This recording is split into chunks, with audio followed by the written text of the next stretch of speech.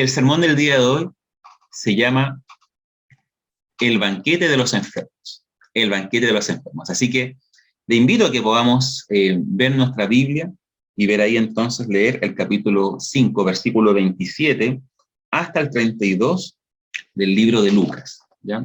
Del libro de Lucas. Dice así la palabra del Señor. Después de estas cosas, salió y vio a un publicano llamado Leví, sentado al banco de los tributos públicos, y le dijo, sígueme. Y dejando todo, se levantó y le siguió. Y Leví le hizo gran banquete en su casa, y había mucha compañía de publicanos y de otros que estaban a la mesa con ellos. Y los escribas y los fariseos murmuraban contra los discípulos, diciendo, ¿por qué coméis y bebéis con publicanos y pecadores? Respondiendo Jesús les dijo, los que están sanos no tienen necesidad de médico, sino los enfermos. No he venido a llamar a justos, sino a pecadores al arrepentimiento. Amén. Amén. Bueno, primeramente estamos, ¿verdad?, estudiando la palabra de Dios constantemente, ¿cierto? Lo invitamos también los jueves a congregarse ahí. Sin embargo, la semana pasada escuchábamos cuáles son las características y las consecuencias del pecado. No sé si lo recuerda todavía, pero eso hablaba la semana pasada. Y hoy también seguiremos hablando de eso, y este texto nos habla, ¿verdad?, pone como un eje central a los pecadores. Bueno, para algunos, ¿qué es el pecado, cierto? Bueno, para algunos el pecado es como una atracción animal, es volverse un animalito. Y la verdad es que nosotros podemos ver que realmente hay personas que cuando están viviendo un pecado X, los pecados a veces que son más visibles, porque hay pecados que son más visibles que otros, pero de verdad que se pierde la humanidad, dejan de comportarse con dignidad, ¿verdad? No hay cuidado, ¿verdad?, ni de la salud, ni de nada, ¿cierto? Realmente el pecado a uno lo vuelve animal, lo vuelve como un ser que vive por instinto, pero que no toma control, ¿verdad?, su mente y su cuerpo, ¿verdad?, de sí mismo.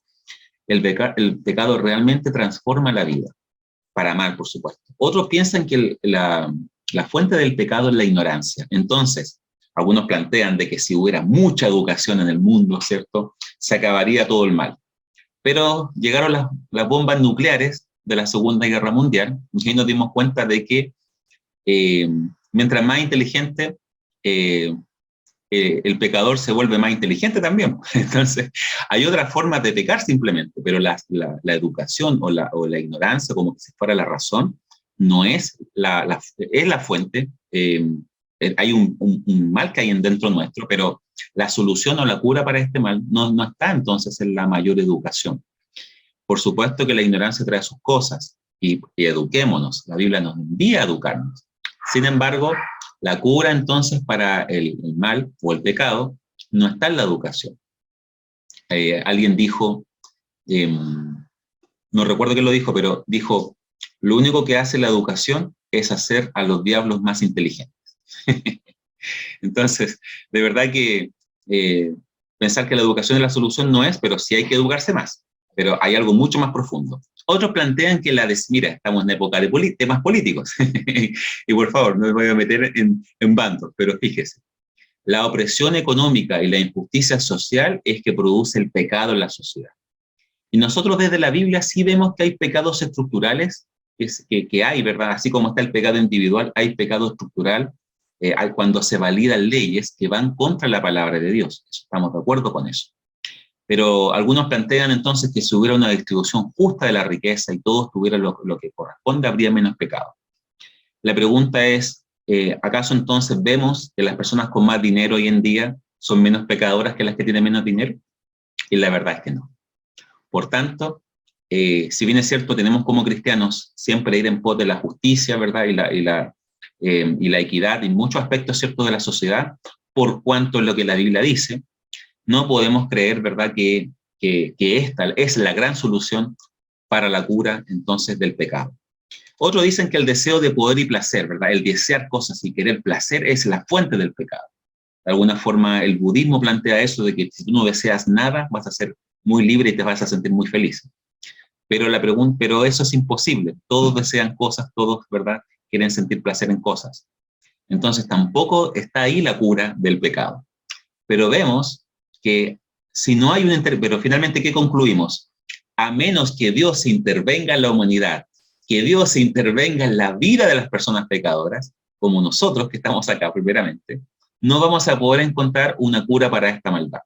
Y la máxima cura que tenemos es a Cristo clavado en la cruz, muriendo por nosotros, amándonos cuando estábamos muertos, según el libro de Efesios, muertos en delitos y en pecados. Ahí el Señor nos amaba y ahí el Señor entonces nos estaba dando una nueva oportunidad.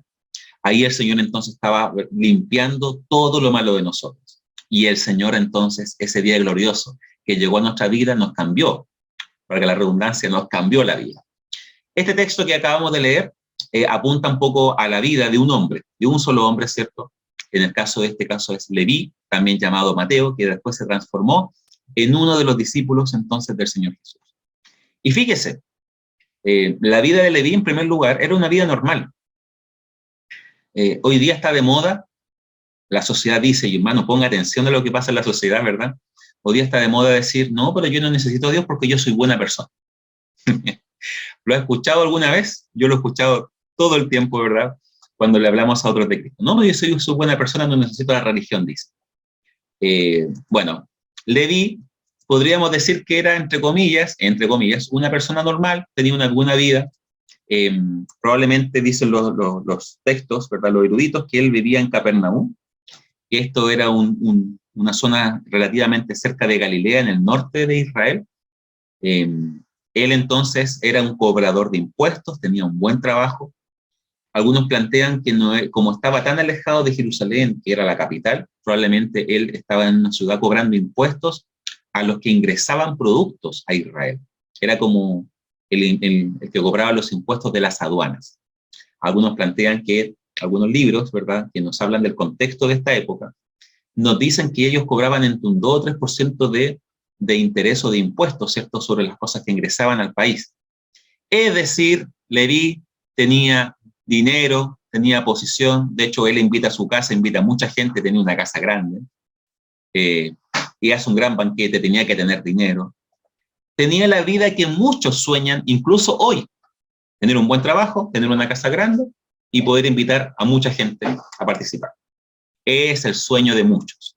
Sin embargo, él, pese a que también era judío, tenía también sus necesidades, también era pecador. De hecho, los religiosos judíos no les gustaban a las personas que cobraban impuestos porque decían, tú eres del bando del otro.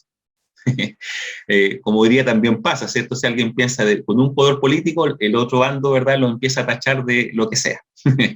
Pero en esta época era así, ¿verdad? No, tú eres quien cobra impuestos, tú estás a favor de los romanos, tú estás en contra de las leyes judías.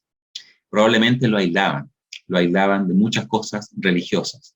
Tenía su grupo cercano de los que se dedicaban a lo mismo que él, sus compañeros, sus colegas de trabajo, pero por otro lado también tenía esta dificultad de que su trabajo era mal mirado para los religiosos judíos.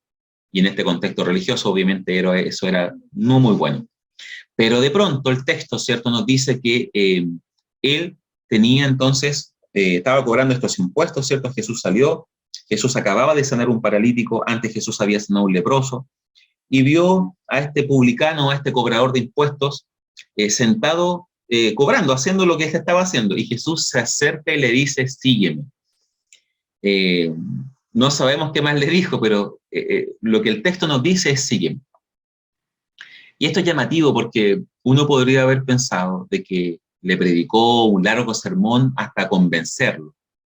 Probablemente ya Leví había escuchado de este famoso hombre que andaba en la zona, ¿verdad?, que tenía 12 discípulos, ¿verdad?, unos pescadores, de todo un poco, pero finalmente Leví, teniendo muchas responsabilidades, teniendo un rol que cumplir, finalmente él toma una decisión y esta decisión le cambia la vida.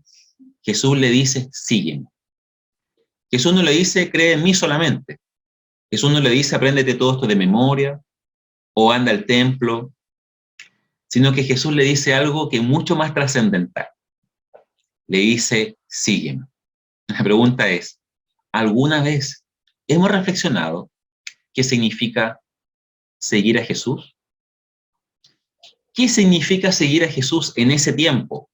Para Leví, seguir a Jesús significó dejar todo, inmediatamente todo, sus responsabilidades, probablemente incluso su familia, a menos que lo siguiera, porque también Pedro tenía familia, pero significaba dejar su comodidad.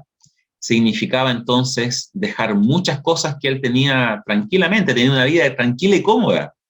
¿Cuántos no querrían la vida de Leví? Pero Leví tenía en su corazón una necesidad mayor. Era un pecador y Jesús lo llama y lo invita. Sígueme para Leví significó entonces dejar todo, su estatus social, su trabajo, sus responsabilidades, su vida cómoda. Pero todo eso valía la pena, porque había algo mayor que llenaba el corazón de Leví, de Mateo. Había algo especial en este hombre, que lo estaba llamando. Físicamente era igual que todos, pero que por dentro sus palabras y la autoridad con que decía las cosas lo llenaron de esperanza. Probablemente Leví era un matemático, ¿cierto? Alguien de cálculos, alguien de números, muy estructurado, ¿cierto? No como Pedro y los pescadores que quizás tenían otro estilo de vida, pero Leví era muy estructurado, ¿verdad? Muy de sacar cuentas, y probablemente sacando cuentas no convenía seguir a este nuevo maestro, ¿verdad? Este rabí, que en el fondo andaba dando vueltas con 12 discípulos y que sanaba gente y era milagroso, pero que no los religiosos, que eran los que manipulaban o tenían el monopolio de la fe, no lo validaban. ¿Cómo seguir a un hombre así? Hizo entonces una apuesta. En fe, ¿verdad? Él creyó que esa decisión que estaba tomando estaba en lo correcto. Y él entonces se decide a seguir a Jesús. Creer muchas veces es algo estático. Yo creo y muchas veces nuestras creencias las tenemos aquí, pero no las movemos, no las practicamos. ¿Cuántas cosas sabemos si no practicamos? Pero seguir a Jesús significaba practicar todo. Cuando te dicen, ¿verdad? Créele al Señor, Leví, por el hecho de seguir a Jesús y transformarse en un discípulo, tuvo que aplicar inmediatamente toda su fe para seguir día a día, por aproximadamente 3 años, a este hombre de una ciudad de la zona llamada Nazaret, una ciudad pequeña, una ciudad no muy importante, pero que en el fondo le estaba haciendo una invitación. Eso significó para Leví seguir a Jesús. Y de hecho, al final, luego que Jesús asciende a los cielos, resucita, asciende a los cielos, y después de que los discípulos predicaron, se distribuyeron y Mateo termina entonces muriendo martirizado. Entonces, la vida de Mateo de Leví se transformó completamente. Y la pregunta es para nosotros, ¿qué significa hoy para mí? ¿Qué significa hoy para ti, hermano querido? Tú que estás ahí en la pantalla escuchando, mirando. ¿Qué significa para ti hoy seguir a Jesús? ¿Sabes lo que viene para tu vida? Ninguno lo sabe. Pero lo que sí sabemos es que cuando hacemos la voluntad de Dios y lo seguimos con todo el corazón, vamos a ser primeramente perdonados por Jesús.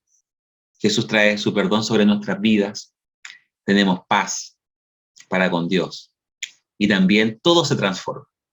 Y todo entonces la vida tiene un nuevo sentido por cuanto ahora Jesús es la razón de nuestro ser. Pero entonces el texto nos sigue diciendo que, verso 28, que efectivamente este Leví dejó todo y lo siguió. Y más tarde, ¿cierto? Quizás al par de horas, hizo un gran banquete en su casa, en honor a Jesús, ¿ya? En honor a Jesús. Efectivamente, debió tener una casa grande, invitó a sus colegas de trabajo, ¿verdad? Probablemente hizo lo que algunos sueñan, que es el famoso chao jefe, ¿cierto? Jefe, chao, porque ahora me dedico a algo mucho mayor que tiene mucho más sentido que permanecer, ¿verdad?, por años en este trabajo. Y Leví entonces deja todo, hace un chao jefe, invita a sus colegas, ¿verdad?, para esta despedida, pero también lo lleva a su casa para que juntos compartan con este maestro que lo estaba invitando, que es Jesús. Así que dice el texto, ¿verdad? Había mucha compañía de publicanos, había muchos colegas de él, ¿verdad? No sabemos la fama de Leví, de Mateo, pero había muchos compañeros de él acompañándolo en esta gran casa, ¿cierto? Para que todos estuvieran ahí en una casa grande. Y dice, y de otros, o sea, no solamente invitó a los colegas, invitó quizás muchos más. Obviamente dentro de este grupo habían dos grupos más, dentro de estas personas invitadas habían dos grupos más. Uno era los 13, que son Jesús y los 12, ¿cierto? 13 personas extras. Y además de Jesús con los 12, esas 13 personas, estaban los religiosos. Estaban invitados los fariseos, por lo que el texto nos dice, y los escribas. Había mucha gente. En este texto, aquí se nos habla de que dice, verso 29, y Leví le hizo gran banquete en su casa a Jesús, en honor a Jesús. ¿Sabes qué? El texto de gran banquete aparece en el libro de Lucas, pero recordemos que está el Evangelio de Mateo, que lo escribió Mateo, Leví. Y en su propio Evangelio, él no menciona que le hizo un banquete a Jesús, como que omite esa información, quizás por humildad. No quiere decir que yo le hice a Jesús un gran banquete y nadie más lo hizo, no. Los pescadores no le hicieron banquete, ¿verdad? Los demás discípulos no le hicieron banquete, Leví le hizo un banquete. Pero él en su humildad no anda publicando, ¿verdad?, todo lo que anda haciendo para Jesús, sino que él, en silencio, ¿cierto?, humildemente, probablemente escribe su evangelio omitiendo esta información. Dice, lo importante no es eso, lo importante es que me arrepentí. Lo importante es que tengo una nueva vida en Cristo. Eso es lo que le importa entonces a este Mateo, a este Leví. Y entonces, ¿verdad?, había mucha gente. Pero estamos en un contexto israelita oriental, son culturas orientales. No sé si usted a veces ve imágenes o información coreanos, chinos, ¿cierto? Gente de la India, ¿verdad? Los indios, y así de toda esa zona, ¿verdad? Es gente que, bueno, y en esta época no existían las mesas ni las sillas que conocemos hoy en día, sino que la mesa era mucho más bajita, probablemente se sentaban en el piso, en una alfombra, pero para todos ellos, compartir la mesa no es como nosotros, que a veces los chilenos, ¿verdad? Los que están acá en Chile, nos podemos juntarnos en un platito en la esquina, ¿verdad?, de completos. No. Para invitar a alguien a su casa, tiene que ser alguien de mucha confianza. Porque invitar a alguien a la casa es como hacerlo formar parte de la familia del grupo íntimo. Entonces, Leví no solamente invita a Jesús y hace un gran banquete. Leví también hace algo distinto para la época. Está dispuesto a ingresar a personas a la intimidad de su hogar y darles de comer para compartir con ellas de tú a tú. Es decir, antes una sociedad muy cerrada, que no invita a nadie a comer, solo entre gente muy cercana, él está dispuesto a abrir el corazón e invitar no solamente a los colegas de trabajo, no solamente a los discípulos de Jesús, sino que está dispuesto incluso a invitar a otros. Y esos otros probablemente eran personas de todo tipo. Gente que quizás no cumplía las leyes judías, quizás eran rebeldes contra el sistema romano, gente de uno u otro bando político, gente de distintos estratos sociales, pero los invita. Aquí entonces Leví muestra el corazón que empieza a tener desde ahora en adelante. Si antes cada peso lo atesoraba, ¿cierto?, para acumular, ahora cada peso que tiene lo provee para ayudar a los demás. Su corazón ya empieza a mostrar un cambio por el simple hecho de hacer un banquete.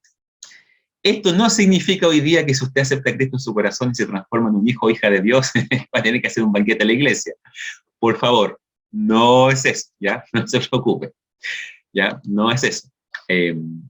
Lo que significa es que simplemente usted verá las formas de manifestar el cambio de vida que Jesús ya ha hecho en usted, porque Leví, cuando se encuentra con Jesús, le cambió la vida. Y lo invita entonces a su casa, ¿ya? Y había mucha gente, y dice que estaba a la mesa con ellos. En esa época también se estilaba, dicen también los textos de costumbres judías, es que a veces podía ir más gente al hogar, pero no se sentaban a la mesa, estaban alrededor. Y una vez que los comensales terminaban su almuerzo, su cena, recién ellos podían comer o de lo que caía al suelo o de lo que sobraba. Así era en esa época. ¿Se acuerdan cuando Jesús va a otra zona, a la zona de Tiro y Sidón, y esta mujer le pide que sane a su hija? Y Jesús le dice que no, porque no vamos a, ¿verdad?, darle alimento a los perrillos. Y ella responde que a los perrillos también comen de las sobras, y ahí entonces Jesús, por su fe, le sana, le ayuda. Vemos entonces acá que probablemente también había gente alrededor de la mesa, gente más pobre que no tenía derecho a estar en la mesa. Es probable. Aún así, hay un gran banquete y Jesús está en medio. Pero ¿qué sucede? Y aquí vemos los obstáculos. Porque seguir a Jesús te va a significar también superar obstáculos. Obstáculos no solamente de tu antigua vida, sino incluso de los religiosos que están dentro. Miren, ¿qué le habrá dicho un colega a Leví? Tú estás más loco, ¿cómo se te ocurre dejar tu buen trabajo? Probablemente ya vas a ascender luego, lleva aquí harto tiempo trabajando, vas a tener un mejor puesto, más dinero, una casa más grande. Dedícate acá a hacer lo mismo de siempre. ¿Qué sucede con él? No. Él está seguro de la decisión que ha seguido. Y recordemos que la Biblia dice, ninguno es digno, ¿verdad? Si tú has tomado la mano en el arado y mira atrás, no es digno de mí, dice Jesús, en el sentido de que si tú te decidiste por Cristo y un día le entregaste tu vida a Él, ¿qué hacemos muchas veces mirando para atrás nuestra antigua vida, cómo sería sin Cristo? Reflexionemos, hermano. Si ya decidimos por Cristo y tienes tu mano, ¿verdad? Esta imagen que hay en la Biblia de este hombre, ¿verdad? En el campo, que tiene este arado, ¿cierto? Que tiene que hacer un surco, ¿verdad? Un orificio donde después se pone las semillas, tiene que quedar recto para que salga todo bien. No sé si usted a veces pasa por unas viñas y mira cómo están puestos, ¿verdad? Cada uno de esos palitos, ¿cierto? En el cual después empieza a crecer la viña. Están todos muy perfectos, muy rectos, muy derechos. Lo vimos así antes, pero dice la Jesús que nadie que ya tomando su mano en el arado y mira y vuelva atrás, es digno de mí. No podemos andar mirando para atrás, pensando cómo sería nuestra vida sin Cristo, o anhelando esa vida antigua, o lo que otros tienen, sino que ahora Leví está tomando la mano en el arado y se está decidiendo a seguir a Jesús con todo su ser. Y los primeros que probablemente lo increparon, probablemente, son sus colegas. Y él los invita, vengan, vean a quién voy a seguir, por qué cambió mi vida.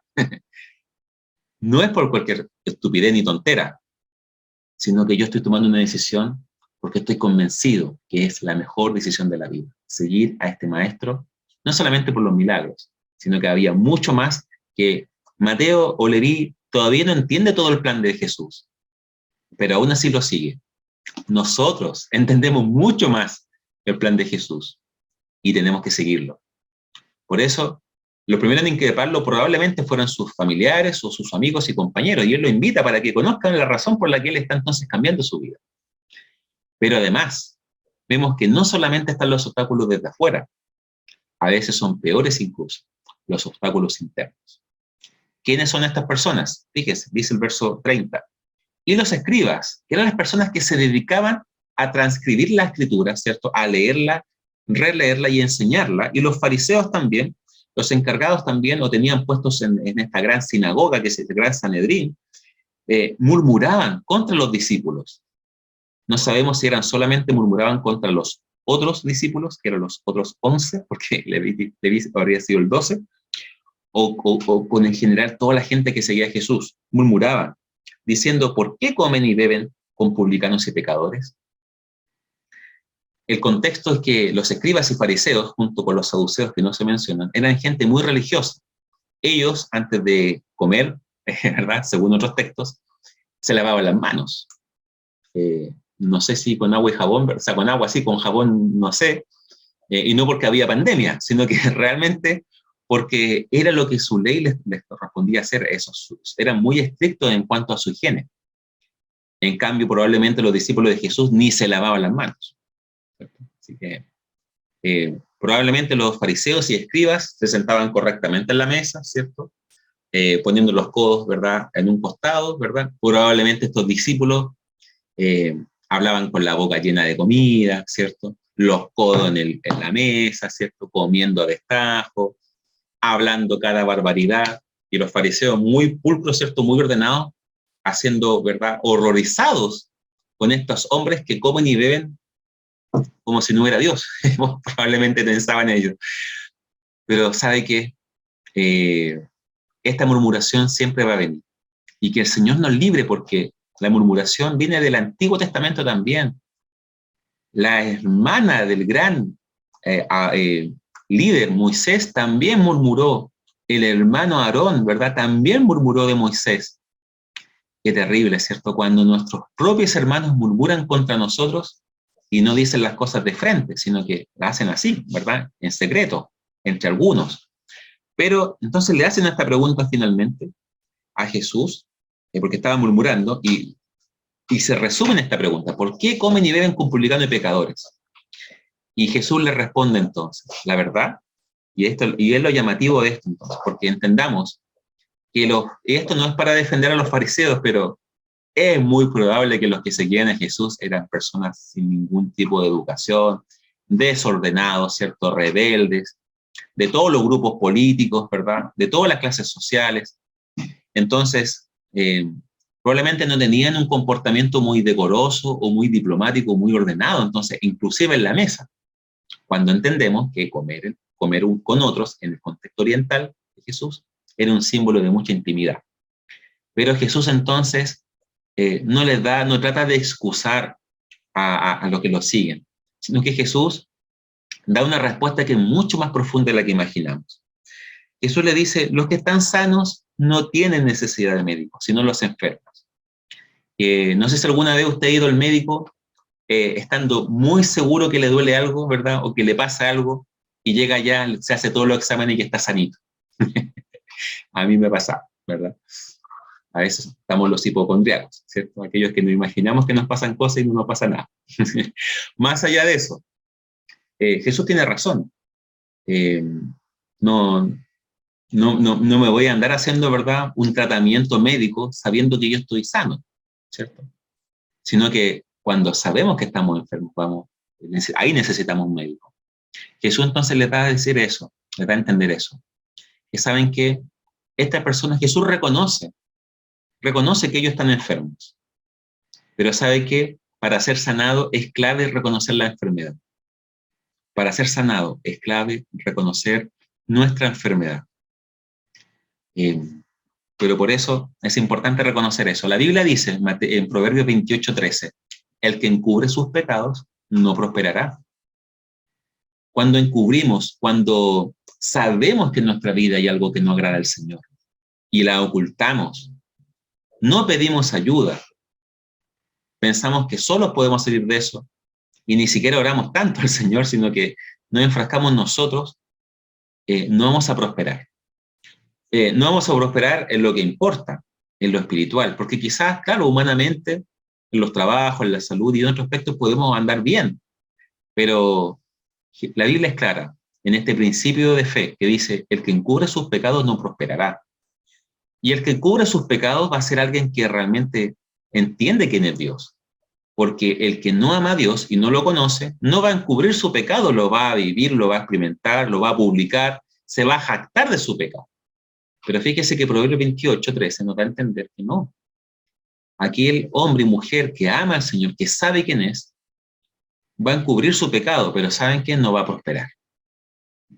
¿Cuántas áreas probablemente de nuestras vidas no están siendo prosperadas porque estamos encubriendo algún pecado?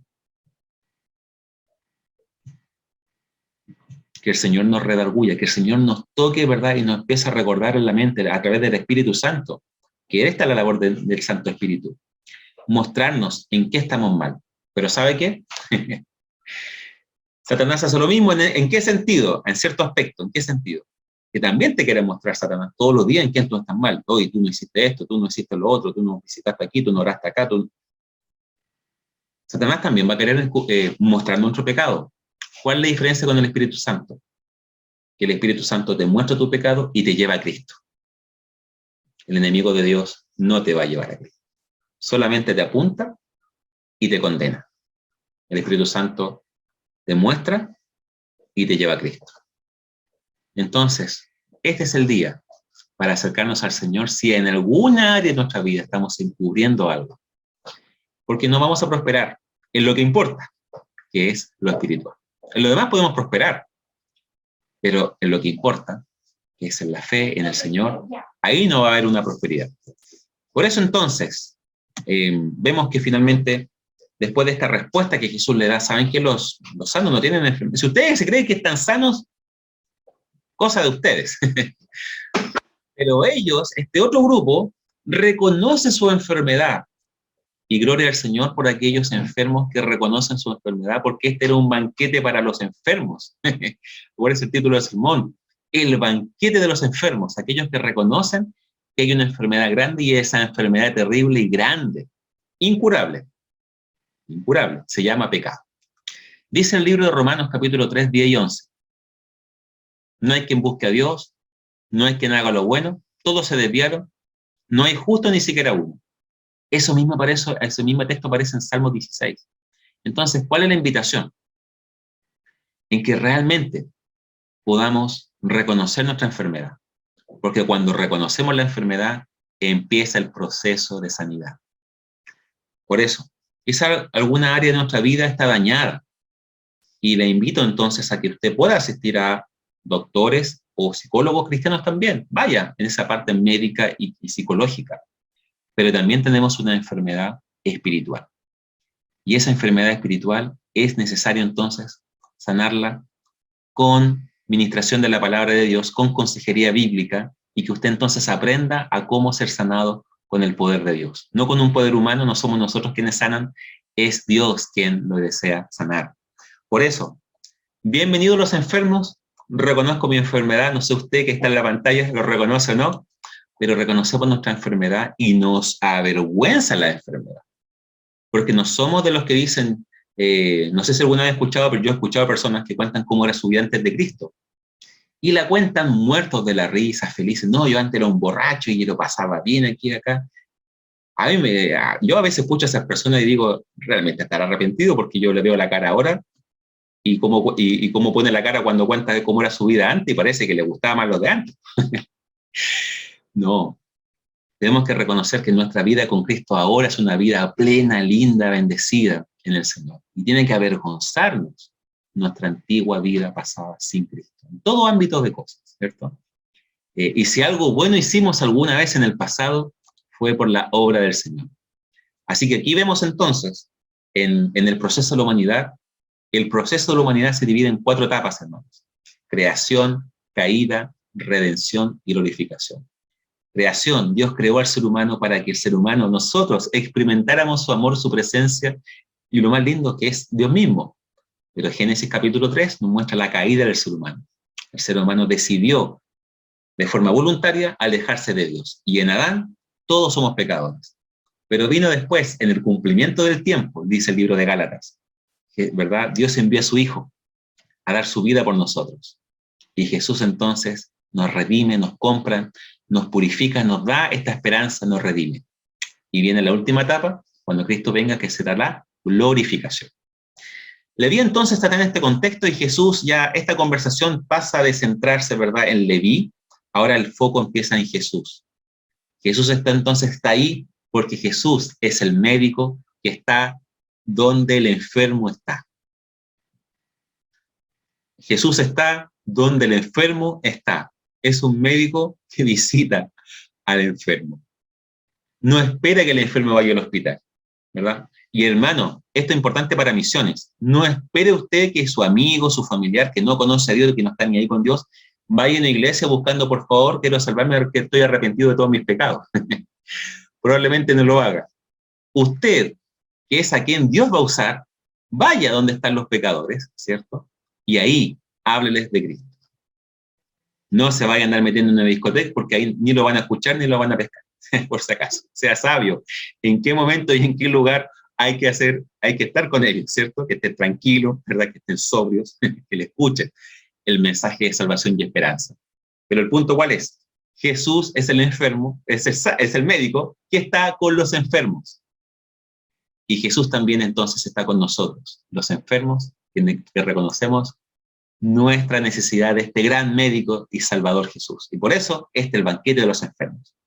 Y termina con el último texto, el versículo 32, mostrándonos a qué realmente ha venido Jesús. Y dice Jesús lo siguiente: no he venido a llamar a justos, sino a pecadores al arrepentimiento. No he venido a llamar a justos, sino a los pecadores. ¿Qué se hubiera esperado qué debió haber hecho los fariseos y escribas que ahí estaban, en esa mesa? Jesús tiene razón, soy un pecador, soy un injusto. La Biblia dice en Salmo, porque no estaba escrito en el Nuevo Testamento, pero la Biblia dice en Salmos que no es justo ningún uno. Tú vienes a llamar a justos. Jesús, yo como escriba, como fariseo, me entrego a ti y rindo mi vida a ti. Qué lindo hubiera sido que el texto hubiera seguido de esa forma, ¿cierto? Que los fariseos y escribas hubieran reconocido su necesidad y su injusticia y se hubieran rendido a los pies de Jesús. No pasa eso, hermano. Entonces tú vienes para los demás. Tú vienes para estos glotones que se comen todo, ¿cierto? Que son desordenados, andan hediondos. ¿A eso vienes tú? Bueno, cosa tuya, Jesús. Yo me voy al templo a adorar a Dios, ¿verdad? De forma tan religiosa, tan pulcra. Hermanos, que el Señor nos libre de tener esa actitud, de mirar a los demás bajo nosotros espiritualmente hablando, de creernos superiores a los demás. Porque cuando Jesús dice, no he venido a llamar justos sino a pecadores, Jesús está diciendo, lo he venido a llamar a ustedes. Pero ellos no se dieron ni por aludidos. Hermanos, Jesús te está llamando. Jesús también me está llamando. Y nuestro pecado es tan grave que lo llevó él a la cruz. Pero Jesús menospreció, ¿verdad? Todo eso, superó todo eso, el oprobio, la vergüenza, el dolor. Y cada gota de su sangre, decía la canción que cantamos delante, ¿verdad? Fue para que nosotros hoy en día tengamos salvación, esperanza y vida eterna. La vida de Leví, Mateo, cambió para siempre. La pregunta es, ¿y nuestra vida? Dios te llama entonces hoy y te está diciendo, Jesús, sígueme. Jesús te dice hoy, sígueme, déjalo todo. Hoy en día no tendrá que dejar su trabajo como lo hizo Leví. Hoy en día, en su corazón tiene que dejar que el trabajo deje de ser lo primero. En su corazón tiene que amar más a Dios por sobre todas las cosas. Seguirá siendo parte de su familia, seguirá asistiendo al trabajo. Por favor, no deje eso. Pero ¿qué es lo más importante? Que en su corazón ahora hay una prioridad, hay una razón de vida, porque hemos reconocido que somos los enfermos, los injustos, pero Jesús nos llama al arrepentimiento y aquí estamos, arrepentidos y queriendo ser transformados por Jesús, porque ahora lo seguimos. Oremos al Señor.